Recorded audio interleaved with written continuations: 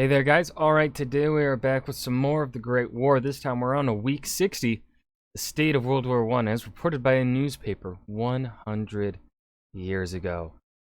This should be interesting. I'm assuming it's probably. He didn't say newspapers, so maybe it's just one. But like, I feel like they would. This channel gives me the vibes that they would cover newspapers from a newspaper from each side, right? There's going to be an Allied side. Maybe there'll be a United.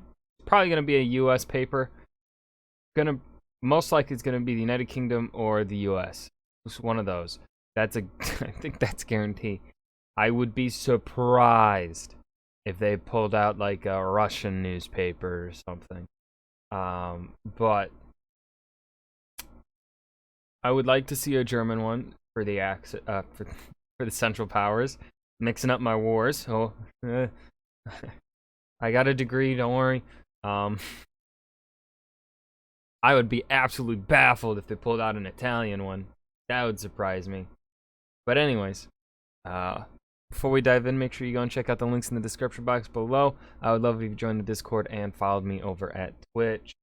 Alrighty, let's go ahead and get started. This war has now been fought in 5 continents in just over a year, and newspapers throughout the world record its daily progress. However, those reports can't help but be skewed towards one side or the other. Okay, so it sounds like he is going to give us both sides. And much of what is printed is just pro-us propaganda. We'll take a look at some of that this week.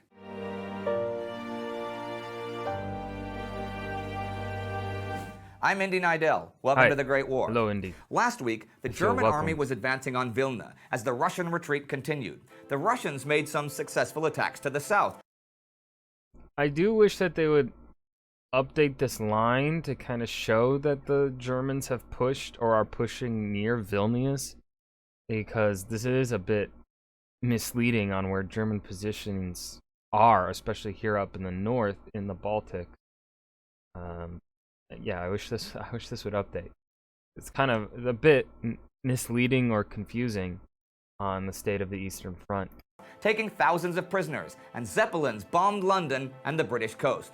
The big thing, though, was that Bulgaria signed treaties committing to join the war on the Central Powers side. This episode is going to be a bit different from the others. What I do for the others is read a whole bunch of books and articles about the war and then combine them into an overview of the week, right? I thought, though, that today I'd go over the week using a single source, but a contemporary one and one far from Europe, so that we can get that immediate perspective for better or worse.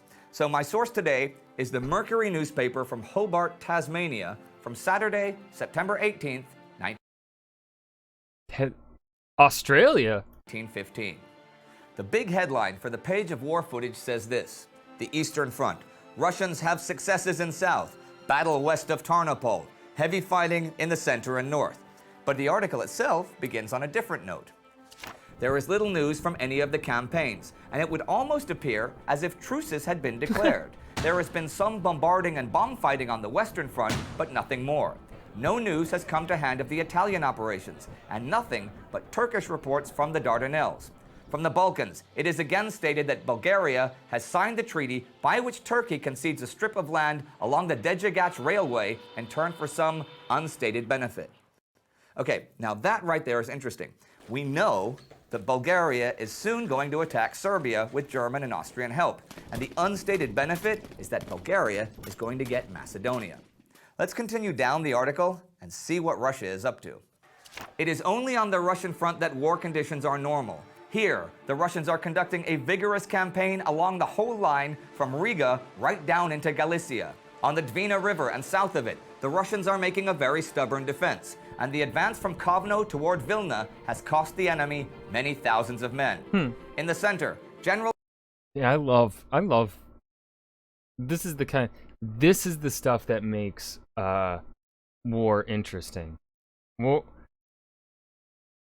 like, obviously, typically what gets you into history is the battles and stuff. That shit's cool.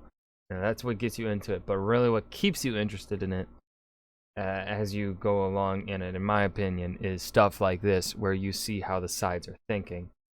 that's what makes it cool and interesting on just like what this is Australia. I'm assuming this is Australia because they said Tasmania.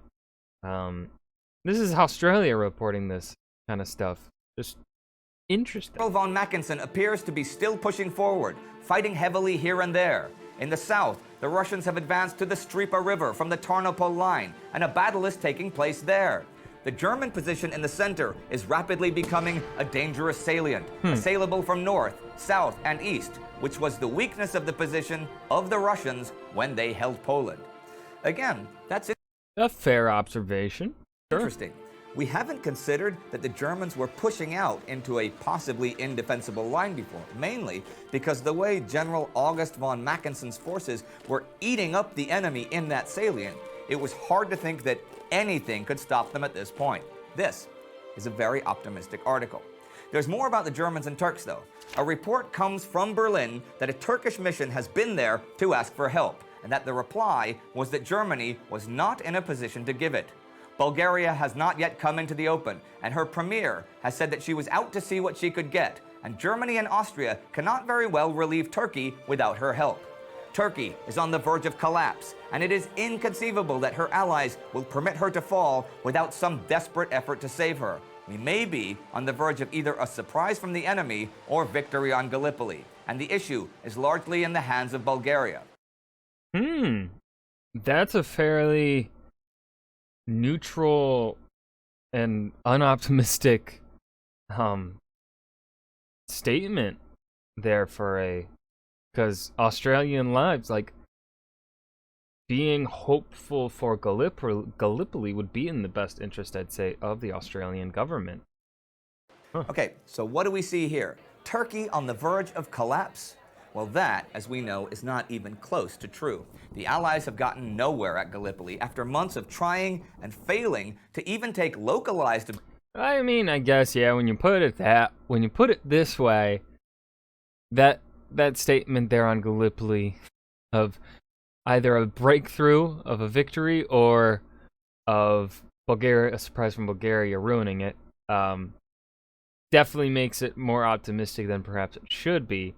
But in regards to it being a newspaper putting out propaganda, it's a fairly neutral statement, I'd say. Objectives, let alone the major ones. So the possibility of victory on Gallipoli is pretty remote. As to a surprise from the enemy and Bulgaria being out to get what she can get, those go hand in hand.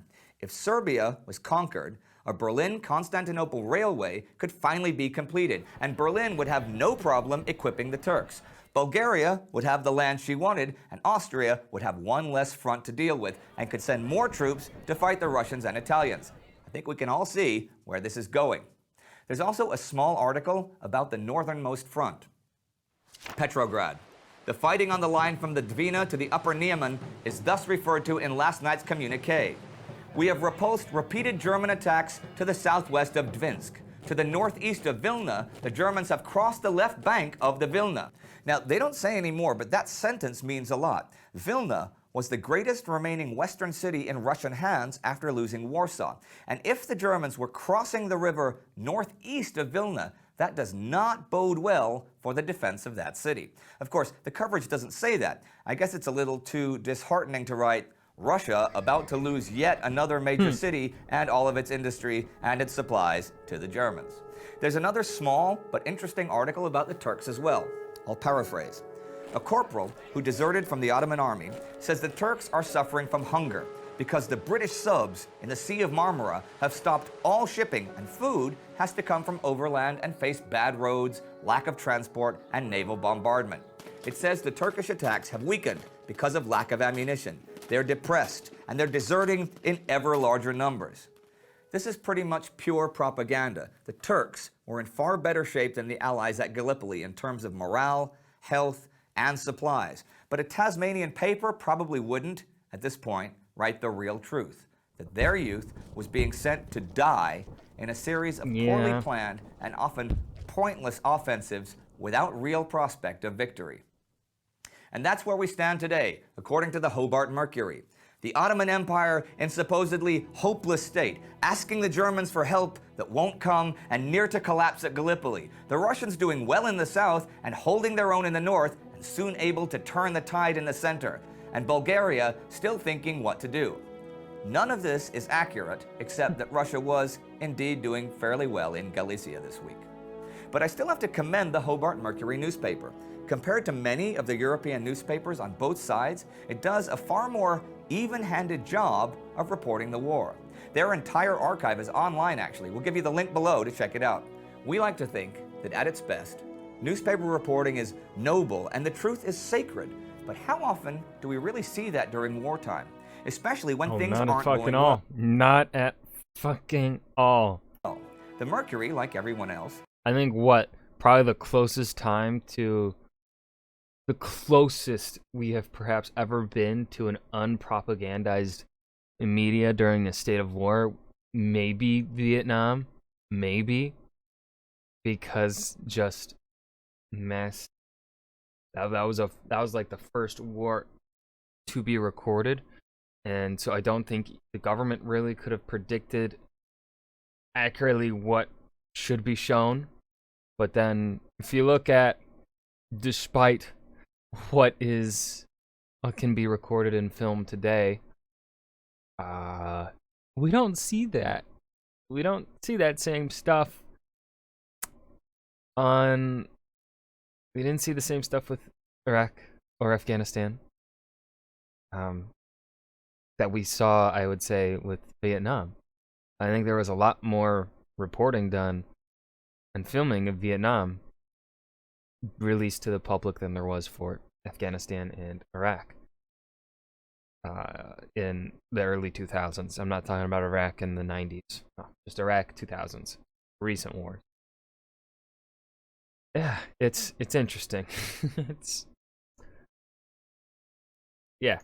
had to keep up as much optimism as it could, as it would, one, no doubt be censored by a wartime government otherwise, and two, demoralize the population. But if I had a global newspaper this week in 1915 and I wanted to be honest, I might write this. At Gallipoli, the situation remains hopeless. Both demoralized sides struggle with rampant disease and lack of supplies as the stalemate has continued all summer.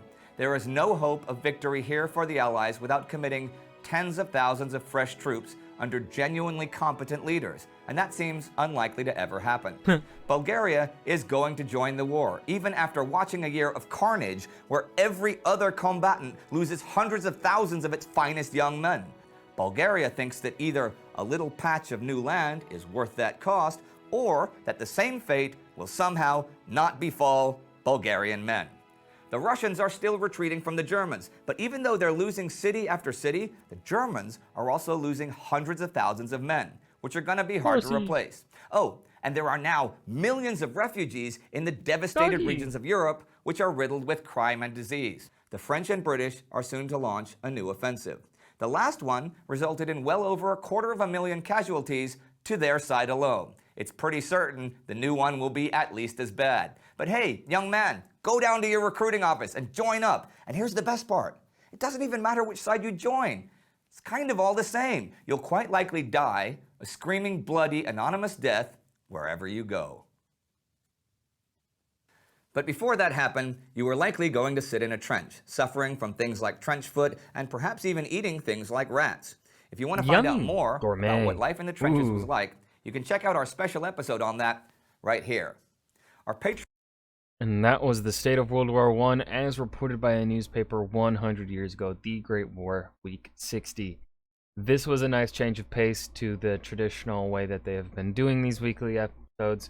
It was very refreshing for me, I would say. It was very nice to get this kind of new perspective and a little bit of their own analysis and interpretation of the newspaper. And like, as you saw here, my own interpretation of the words of that newspaper being slightly different than their interpretation of it, which is, that's what happens. That's the great thing about history, is those slight differences in interpretations based upon pre-existing biases, because you cannot eliminate your pre-existing biases, you just have to acknowledge them, right? Indy has spent weeks, months, over a year, perhaps 2 years researching, helping research World War I for these videos. I'm sure they have a fucking big team, somewhat sizable team behind this doing the research and writing the script and stuff. I don't think it's just fucking Indy doing it. So his perspective on what this newspaper is saying is different from mine. Someone that is not a World War I historian. Certainly enjoys studying World War I more than World War II. That's a fact. But yeah, as someone that's just kind of tuning in week by week and understands the historical process of historiography and things like that, my interpretation is different than Indy's. But neither of us are wrong, right? It's just like, that's the cool thing, is neither of us are wrong. It's just about like putting in the argument for why you think the way you think. And yeah, this kind of stuff is what I enjoy most. But yeah, I hope you guys enjoyed. Remember to hit that like button and subscribe for more, and I will see you guys in the next video. Peace.